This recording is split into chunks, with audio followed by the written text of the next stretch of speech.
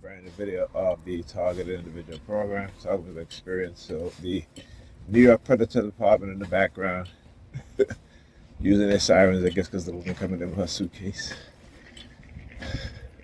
you know, um, here's what they've been doing. So I've been watching Whitney Webb. As I'm watching Whitney Webb, she's calling out these names and these programs, and I'm researching them, going online, and they're using their sirens because they don't want me to do any type of research. They don't want us to know. During the Iran-Contra scandal of the 1980s, the U.S. government, its security agency, the CIA, was heavily involved in not only trafficking of arms to Iran, from Iran to Nicaragua, but they were also heavily involved in drug trafficking and the creation of the drug cartels. Right? There's a book called The Big White Lie. This is an ex-CIA agent who spilled the whistle on the CIA drug involvement, while also saying that they're against that the drug war, right? So they're against drugs and all this stuff, but they're the ones that were not only allowing drugs to come into the U.S. and particularly to be sold as crack cocaine in the black community, but paying drug dealers too, and also stealing their money with the raiding of drug cash houses and taking that money, right, laundering that money to purchase illegal arms so they can engage in terrorism in South America. So when people talk about these migrants coming here and such, number 32, JKL 1323, about migrants coming here, it isn't because of the direct result of the U.S. government and the security agencies destabilizing nations in South America. How is it that they don't talk about these things, right? Also, the uprising in France, right? You don't hear these things in the news and the media. Even YouTube, there's limited coverage on the uprising in France. Why is that? Media blackout. That's what that is. The media blackout. This is what they do.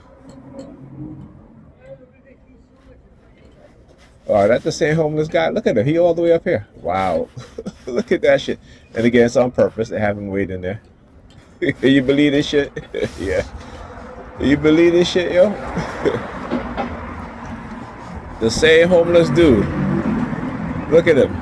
Wow. All the way down by Pam. He comes all the way up here. Wow. I tell you, that this shit is planned. It is planned. Video. All right, so I was just when I got some stuff from the store, talking to the guy behind the counter. He's Dominican. I tell him all the time. I speak to him all the time. I said, listen, the American public is so dumbed down that they're being distracted with this whole migrant crisis, so that the Democrats and the Republicans, the elites among them, the wealthy among them, can rob their pockets. That is how dumbed down the American public is, right? And I said, you can't blame these migrants. You hear these MAGA white racists talk about, well, why don't you stay in your own country and build?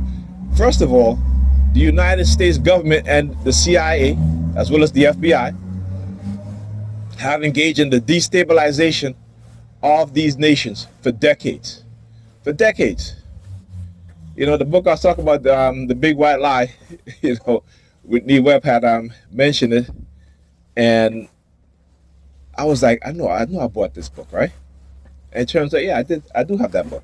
It's called The Big White Lie: How the CIA engaged in drug trafficking, human trafficking. They're the ones that started these things, and I keep saying the American government Our government is the one that started these things. They started it, and they continue to still do these things, right? But what they have done is a mind fuck, not only on TIs, right, but the public as well, because you worship people with money. You don't want to see them be held accountable. We talk about the Elon Musk, and I don't even know why the fuck nigga peers talk about Elon Musk or even buying Teslas. Elon Musk and his father, they're racist, right? They made their money off of the manipulation, torture, abuse, mass killing of black South Africans, right? The theft of their land. You know, you see, there's a reason why I don't look at sports anymore. There's a reason why, right? When the NFL showed me, in particular, that they can destroy a black man life who stand up for other black people, it was time to turn off the NFL. When the NBA showed me that because a black man posted a video that he didn't even make, but it was a video on the truth, and these Zionist Jews who are liars don't like the truth, they tried to destroy that man's career, right? And so I stopped looking at these things. You know, when black people finally realize that what they've done, right, how they've stolen our history, how they've stolen our most our most valuable resources, which is the minds of us as a people, particularly young black people. You know, again, it makes you angry, and it should make you angry. And if you're a nigga and you're not angry by that, you're thanking God and this and that, fuck you. I say, fuck you. You get up in the morning thanking God for life, fuck you. Right? What life? What life? Our lives are being continue to be destroyed by these people. And instead of putting our heads together, instead of coming up with solutions, we want to go into the church, and the churches are robbing us blind. These pastors are robbing us blind because they are part of the ops. They are part of the ops. Throw that damn Bible in the trash. They're part. You reading that Bible. Meanwhile, you have these corporations and those within the government who do insider trading, making themselves multi-millionaires, but you can't do it. Right? They're taking everything away from you.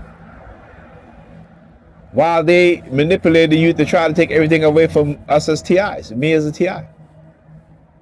Right? That's the stupidity of the believing mindset. That's the stupidity of the minds of a believer.